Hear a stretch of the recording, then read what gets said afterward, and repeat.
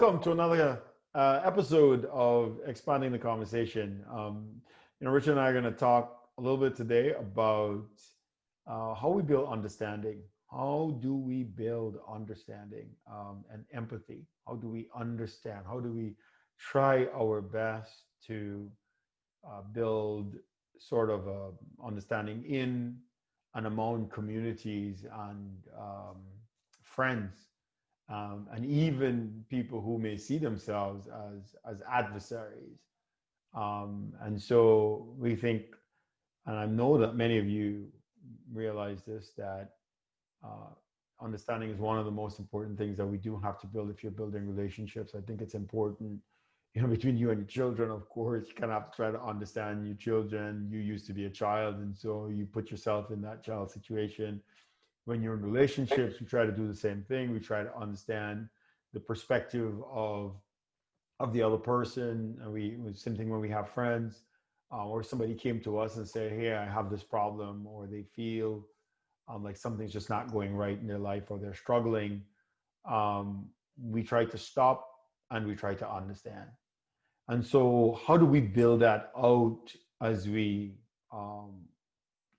expand into other sorts of relationships in life, particularly groups that tend to feel like they're at odds with each other, right? Or people that feel like they're at odds with each other. And you see this in multiple groups. You see it in like the sort of the gender issue, where men tend to understand things a certain way based on their experience, and women tend to understand things based on their experience.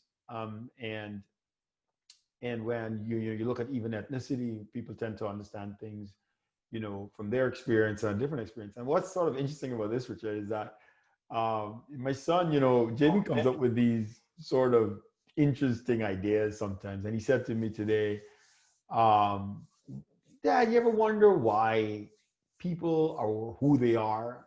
And I didn't understand what he meant at first, but he got it. And he said, "Look, why didn't Gianna come out to be me, and why didn't I come out to be Gianna? Like, why? How do you switch roles? Like, why aren't we somebody else? Like, why are we who we are, right?" And I thought it was sort of interesting, because I think a little bit of the understanding there is everyone within their own sort of consciousness, everyone who's sort of, within, your own mind, and experience who you are. But you're never really going to know and experience who the other person is, right? It's just something that we can't really do. We can't go into someone's body and feel their emotions and understand their thoughts, right? We're always sort of just having to talk and relate and try to understand, but we don't truly, get there.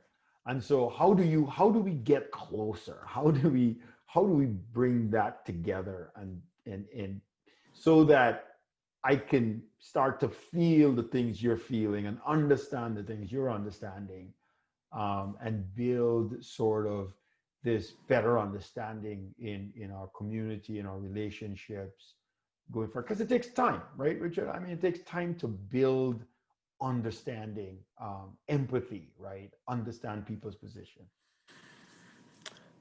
Yeah, welcome, guys.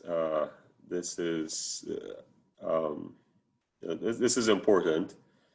The first question of Kofi, I guess, would be why, right? Why should we even care about what anybody else is going through, right? Right. Why should I bother? I've got my own issues going on. I got my own bills to pay. I'm trying to get my job, trying to do a good job, and the question is why. I think the answer to that is, in order to live a better quality life, you sort of have to understand and relate and care for each other. And part of that caring process is that I can't care for you if I don't really know you, if I don't know what you're going through, if I don't know what your story is. A lot of times we tend to make a decision about how we interact with somebody kind of from the perspective of, how is this person treating me? Mm-hmm. And so if they piss me off, then it's kind of easy. Like, I really don't like you. I don't even want to know anything about you. I'm happy that I Yeah. work with you. And Yeah. at the end of this job, at the end of today, I'm going to go home. I don't have to see you again until tomorrow.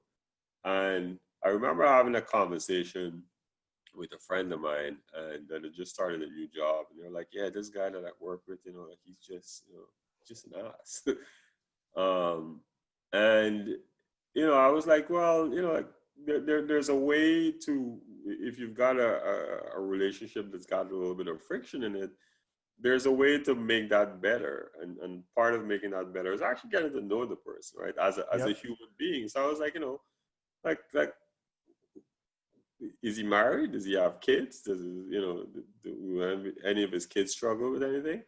And they're like, well, I really don't really know. I think he's married. He probably Right. has some kids. I think one of his kids have some difficulties that they're going through medically. And I was like, well, because I think when you start to get to know people and show a genuine interest in them, and not only the way that they affect you, you then have the ability to sort of get to that point where you're listening to them and you care for them as a human being. Right. And that's one of the things I think a lot of times we tend to get caught up in our own sort of life, which there's nothing wrong with that. But there's sort of this additional layer as we learn about each other. And if I can show you care, then you feel better as a person, right? You will in turn show me care or love or kindness, and all of a sudden we're building relationships on something that's outside of our personal struggles or or relationship or employment interactions, actually getting to know human beings as people, right? Because Yeah. everybody, I do believe at a very basic level that we're all trying to get the same things, right? Some of us may think that we want more of it. And I say think because we might get in and realize, well, we don't really want it. We, Yeah, we that's thought we true. did. It seemed like a great idea, but no, not really. Yeah. And that's sort of the why, where we have the ability now to get to know people personally. And the thing is, Kofi, is that a lot of us have those relationships, but we're selective about who we have those relationships with, right? Maybe family and relatives, and maybe a few close friends.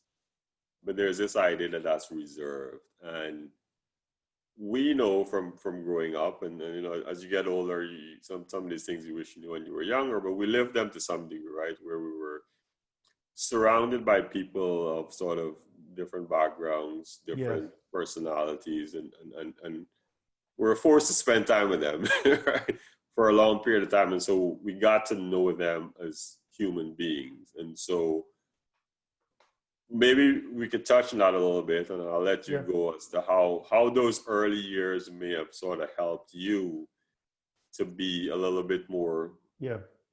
interested in people, and being able to Yeah. build relationships, understand where they're coming from, and have a genuine care for them as a Right. human being.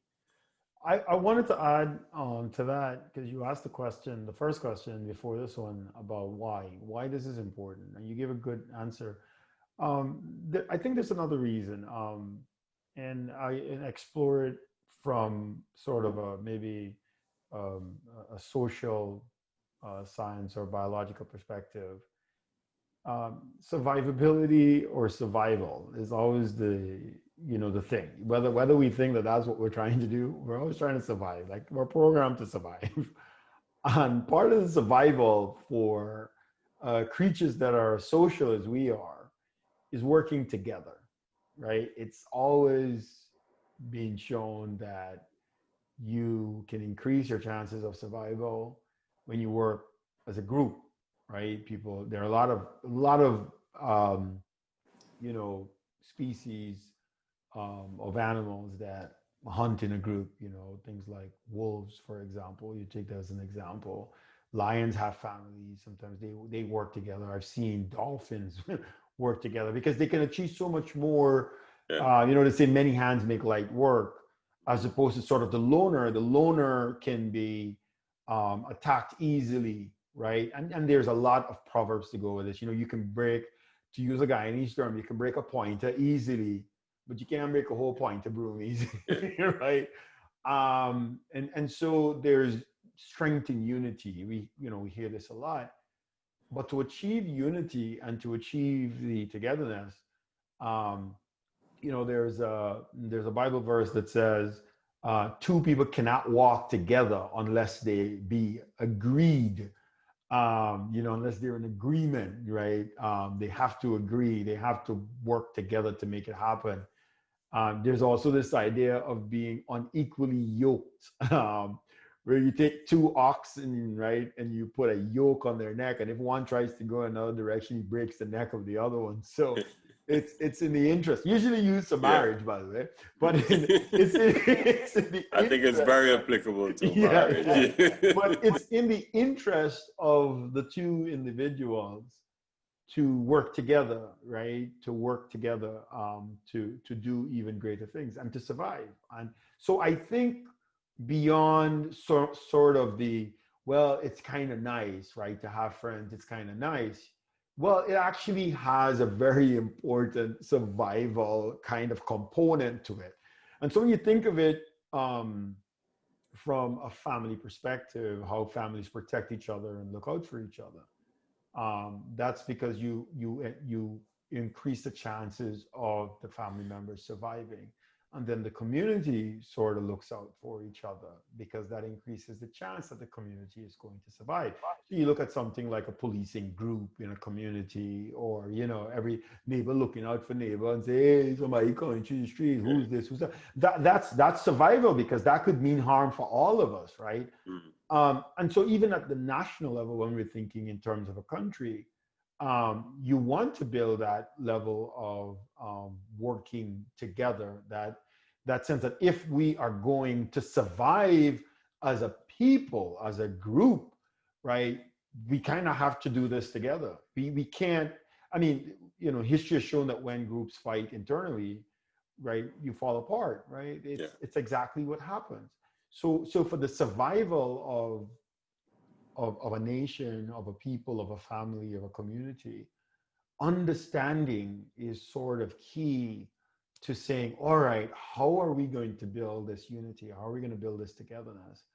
And that's kind of where I think it also drives, Richard. And to your point now about community, the thing is, we sort of know how to do this on a community level. And I give a couple of examples. Communities come together and they form a policing group, or they look out for each other, kids. When we were growing up as kids, right? As they used to say, if you did something and your parents weren't there, the neighbor used to tell on you, right? Yeah. Right? They tell, not because they were informants, right? But because they were genuinely interested in your well-being as well. I remember when I used to go through my street, there were folks along the way when I come home in my school uniform, they're checking to make sure your school uniform clean.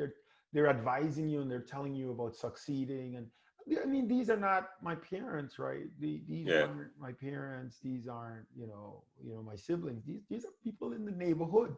They're looking out for kids in the neighborhood, right? Other kids in the neighborhood. So I think at the community level, we sort of, at least when I was growing up, we had this sense of community, and we fought in the community, right? People abuse and carry on. Yeah. And that was a thing. But if I had rice and you had bora, and I mean this literally, I don't mean this as a metaphor, right? I literally mean basic survival. Yeah, exactly. If you had rice and I had bora, or you had bora and I had rice, we would get together and talk about how we're going to cook today. And that went across the street, right? The neighbor across the street. And we made it work, right? I know of cases where, folks would come over and say, man, I didn't have breakfast today. You guys got anything to eat? I'm like, yeah, we've got some bread. We've got some bread. Sit down and eat. Put some butter on it, and I'll put on some malibonto water. And if you know what malibonto water is, but basically hot water and sugar is burn your mouth. Sting you every time you sip. And so right, and we did these things, and they really brought us together. I can't. I mean, if I go back, or when I go back, I shouldn't say if, because I go back to Stewartville often, as you know, very often, and I see. These people that I grew up with, right? There's this sense of connection and connectivity is there because we spent time in those days really understanding each other. We didn't put each other down, right? And because we literally share bread and rice and bora, there is this sort of connection that we have built, in our lives, that now we can leverage and use, right, and work together to do things. So I think we've done it as a community. I'd be interested to hear how you guys did it, but we did it with bush cooks as well. Of course, a lot of bush cooking. Kids came together and did it in the community. We played a lot of games. One of the actually really nice things we did when I was growing up, because my family would play drums. As you know, I played a drum. I used to. Mm. I played drums. So we used to actually bring on the drums on the road, especially when there was blackout, and we would play on the road during the blackout, light the lamp, and we would just sing and be happy. Blackout didn't bother us, buddy. It Yeah. didn't. We stayed out there and we played and we sang and we had a great time. And then when the power came back, sometimes when the power come back, and you're vexed because you gotta leave. You gotta I go don't home have now. an excuse to And the play no whole more. thing is shut down. Yeah. So right. So it used to be so much fun. It used to be so much fun, man. Yeah, I miss that. I miss that a lot. But it's here, right? It's here. I think that's where it has to be, right? We try to scale it from that community to where we live, wherever we go. Tell me about life in the Yeah. city. Yeah. Life in the city might have been a little bit different. It was certainly it's kind of different, but in many ways the same. Maybe not as much of the direct sharing. I think being out in the country, you have a lot of things that are growing as well. You grow up in town, you don't have that much, but there certainly was the that same community looking out. Like you couldn't have on your school uniform 9 o'clock past and you walking around the road, right? Somebody would see you and they would literally either take you straight home, or you'd be in some kind of trouble, and you just knew that, right? Yeah. But beyond that, I think there was always, one of the things that we see here a lot is that people are always scared, where their kids go out and they interact with somebody else, they don't know whether they're gonna bother them or not. But we used to be in the street and we'd all play together, or we maybe be at somebody's house, or even somebody that maybe isn't one of our friends, but just happens to be a space that we can go play, or an open yard that we can go play. And we looked out for each other that way, right? I remember going to swim lessons, and I actually went to learn to swim in Burnham's old pool, which is a great story. But I signed up for that swim lesson with a friend, right? And he had heard about it, and he told me about it. It wasn't expensive, and so we used to go together every Saturday. We'd jump on our bikes together, and we would ride there together. And we'd ride and we'd come back, right? So we did stuff together, and it was. So growing up, I didn't have a television. I wasn't fortunate like you were, and Ah. so we didn't really have TV, and so our entertainment was really our friends, right? The time we spent together, and getting to hang out with them and do different things.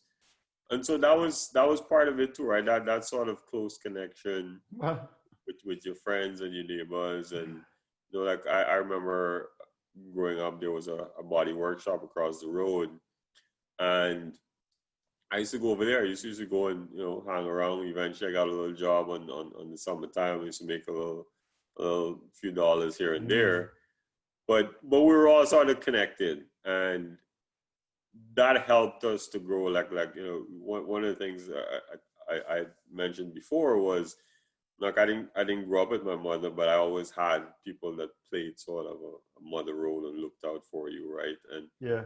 I think that's where you get, like, you think about having one set of parents that are looking out for your well-being. Imagine you have an entire community that's looking out for your Yeah. well-being.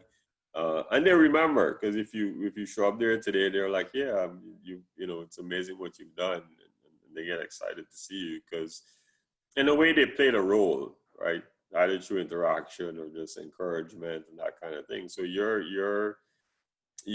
successes are partially their successes too, and I think that's sort of Absolutely. the beauty of Yeah. being able to Well, build those close bonds and kind of help each other along and understand where each other's coming from. yeah, and you're right. I mean, that's the thing, right? It's our successes are their successes.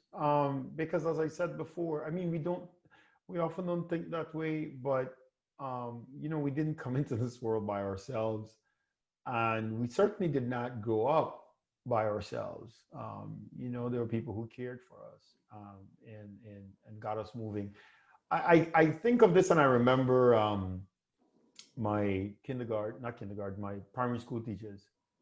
Um, and I've told stories about I wasn't always the most Good kid. well-behaved child in school, very mischievous. I've been fortunate, I'll tell you. I've been blessed. I've Yeah. been fortunate that academics, just was something that I can't say came easily. It was something that I had sort of a natural inclination towards, right? I remember stuff, and when I focus, I remember things. Um, and so that's something I kind of had going for me. But outside of that, I remember, because it doesn't matter how much talent you have, right? If you're not applying it, it's pointless. But I remember I would go to primary school, and the principal, head teacher, would call my sister. My sister used to go to secondary school and say, "Kofi don't have no pencil." So my sister would say, "Kofi left home with his pencil." Dude, I would not go to school with my pencil. I would just, yeah, I was very rebellious. And the teacher should, they would understand. We were talking about understanding, right? They could have kicked me out. They could have, but I just remember that, and we didn't always get along with this particular neighbor, right? But she looked out for me still. She still looked out for me. I don't know what it is she saw, and she demonstrated patience and understanding and got the pencil, and I went, and I did my thing. I remember at one time I was trying to provoke her, and she'd set up this rule, right? Back in the day, you used to put a mark in your head, and the style was you had to come to school with a certain haircut. You couldn't put all the markings in your head. And so I went to my barber after she made this announcement. And my sister, I want to mark my head. And you want to give me the lineup and everything, right? Show up next day to school. Lady said, "Home." Out to school. I got kicked out. I had to go home. So my mother, and I'm showing you how different people are interacting in your life, right? My mother said, "Why are you home?" Like, yeah, I got kicked out of school today because I went to school, with the wrong hairstyle. Um, and she said, "Huh? Oh, okay." My mother went and got some coals, buddy, right? And erased them lines. Just rub, just back in school. And I mean, the point here Genius. is, a lot of people talk about how it takes a village to raise a child. I mean, I think it's true, right? I think it's. I mean, you can raise your children by yourself, certainly. But I think the more experience, and we talked about this with parenting, the more experience your children even get with other people in the community, right? How it tends to lead to success. And I think maybe that's one of the reasons, I've been fortunate to succeed in a lot of areas of my life because of that sort of community sort of exposure. You see all these different people. I mean, I remember them, right? I remember them by name and sort of who they are.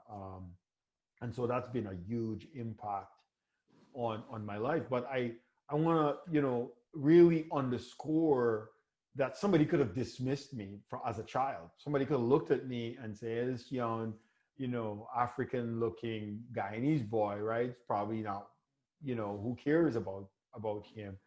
And just dismissed me, because I think one of the things with understanding is that people bring sort of prejudice at times, right, to a situation. And I told you the story of the first time I went to New York City, and all I knew of New York was what Hollywood had told me about it, and horror movies. As a kid, you talk about having television. The horror movies you would see, of, sometimes the steam coming onto the subway and things like that. And I went to New York. I had this surreal experience of being there right before Christmas a long time ago and standing there and watching the steam come onto the ground. And I was almost as if I was transcended into a horror movie. And I felt in that moment that my life was in danger. This was all because of the information I had from Hollywood and every other place. And I think prejudice works that way, is that sometimes we hear things that are just not true, because New York's a nice city. I mean, it does have bad, but it has a lot of good. And my life likely wasn't in danger at that point. But I think prejudice tends to prevent people sometimes from understandings, because we hear and we hear and we hear a lot of different things about people, but we don't take an opportunity to stop and dispel those prejudices and really engage and try to understand people. And I think we shouldn't dismiss people. We should really acknowledge people's humanity. That's a person. There might be a lot of things that I learned about them. I could be totally wrong. Right? You can't make these blanket statements about entire groups of people and then start to apply them to individuals, right? I think you really have to give people a chance. I'm gonna get quiet and let you go. I Yeah, could probably talk that about this for a long time. no, there's I like those stories. You're right. We see people and we make assumptions of who they are, or who they may be, or who they could be, without even sometimes having a conversation with them. And I think we had a great story in Guyana recently with I'm trying to remember his name. A little disappointed, but the guy that was homeless, Okay. that Yep. I heard the story. Yep. and and that's a perfect example, I think, of if you see somebody, you don't really understand their story, you don't know what they're going through or what they've been through, you make an assumption about their situation, that you don't really give yourself a chance to contribute to their lives and for them to contribute to yours, right? So this was, you know, homeless guy decided he was going to use his time to clean up the seawall, started a whole revolution of cleaning up the seawall, Yeah. met with the first lady, he got a job, he got a place to stay because he was doing this stuff. And a lot of us, and even us, right, are equally guilty of, we probably could see that person, maybe sleeping on the seawall and saying, "Man, just lazy, right? He want to do no work. He just there. Right. Why you don't go find a job? You look big and strong, right? Can't give you nothing." And without really understanding their story, and it's sometimes I think we can make the excuse, well, kids, you can encourage them because you never know what they're going to become. But I think grown-ups are the same thing, right? Yeah. And really and truly, even the other thing sometimes that we tend to do is that we make assumptions about people in certain positions, right? So if you don't have a lot of money, and I was guilty of this for a long time, thinking, well, people that have lots of money, like, they don't really have real problems. What do people that live in fancy houses and drive nice cars and have nice things, what do they Right. have to worry about? But that's not true. We know that we've had the ability to interact with those people, and to some extent being on our own journey, to know that we all have our struggles, we all have something that we're battling with, we all have the way we feel, our securities, our insecurities, and that's human life. It doesn't so when we understand those core things about most of us, we recognize we're not all that different. We might be in different stages of our lives or in different places of our lives, but we're all human beings. We all most likely struggle with the same thing. But one of the things that I get really excited about, Kofi, is this sort of why I like to genuinely get to know people and hear their story, and um, just share a moment with them, because oftentimes I think we think that we don't necessarily always necessarily have something to offer to somebody, or we might think that they don't have anything to offer to us.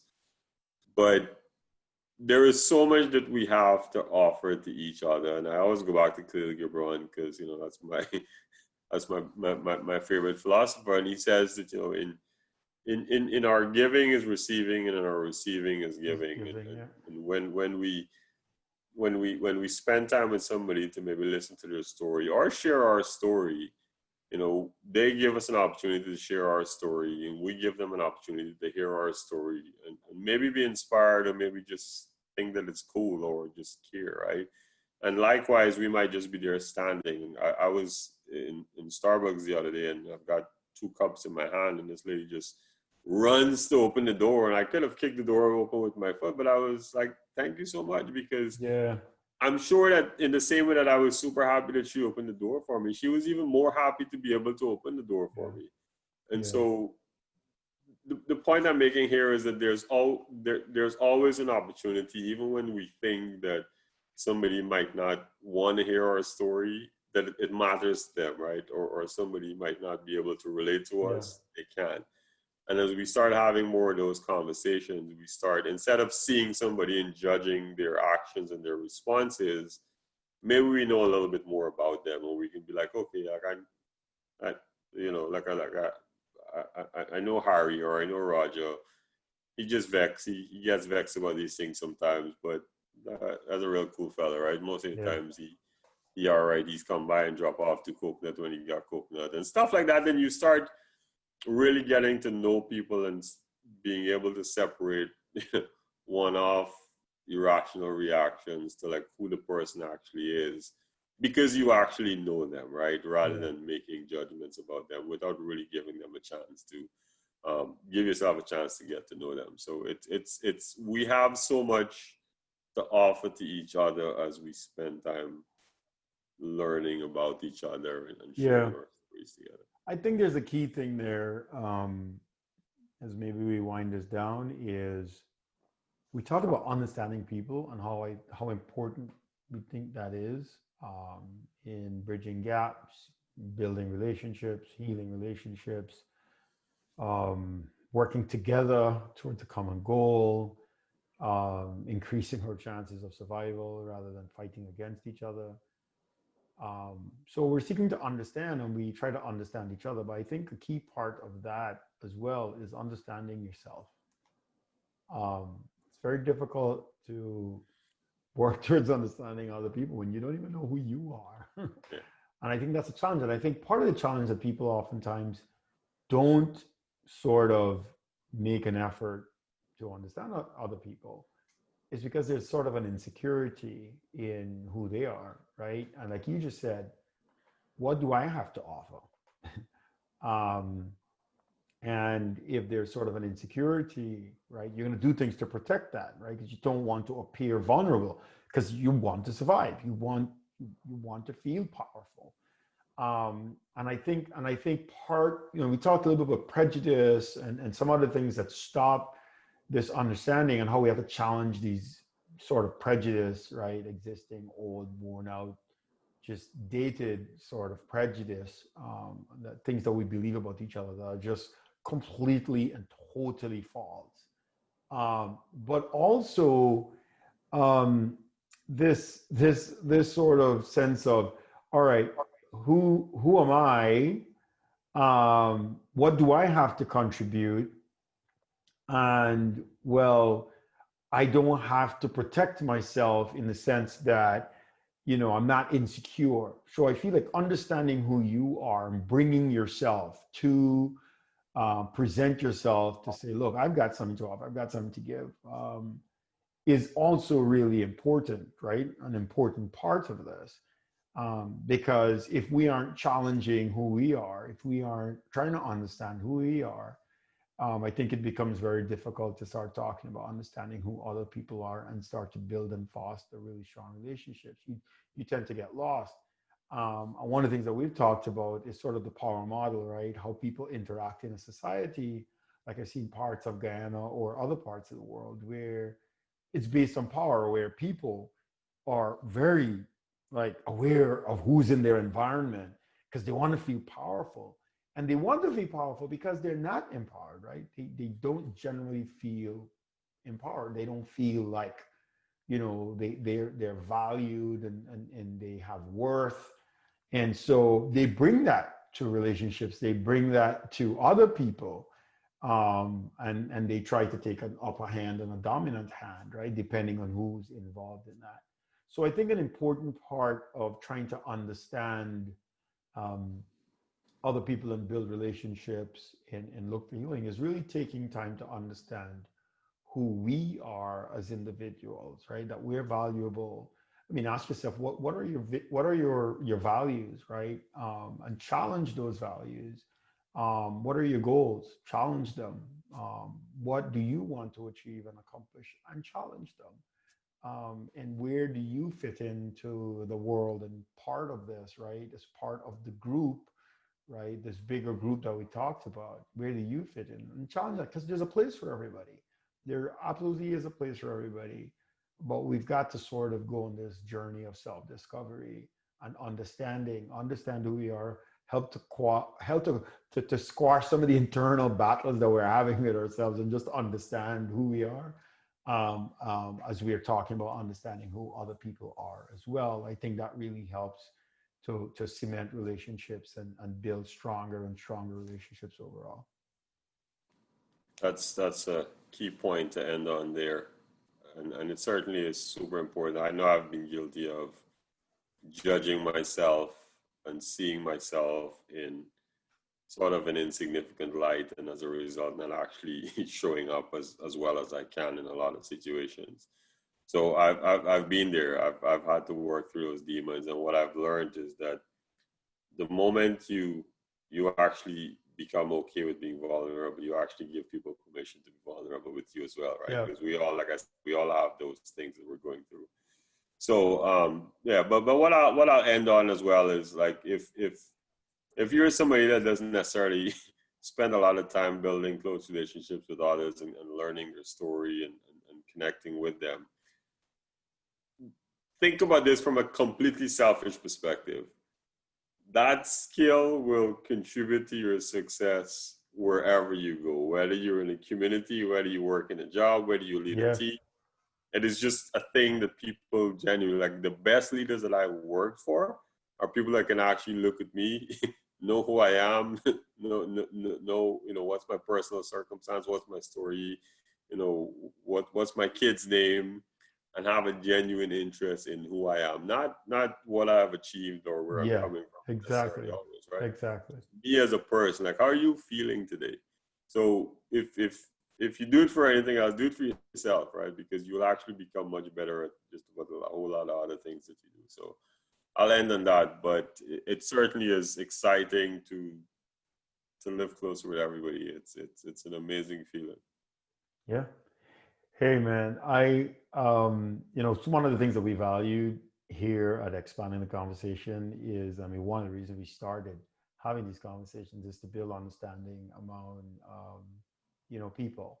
And we believe in promoting conversation as a means to build understanding and relationships and building unity overall. And so I think this fits in very strongly with our mission today, this idea of understanding altogether. So we hope you guys can join in this conversation as we go forward. I think this is our ninth sort of episode, and we're going to probably end the season soon. And if you have ideas about how we can expand and get other people involved, I think that would be great. But we really want to see understanding build all across our circles in Ghana and across the world. And we're advocates for conversation and understanding. So All right, let's expand the conversation. expand the conversation.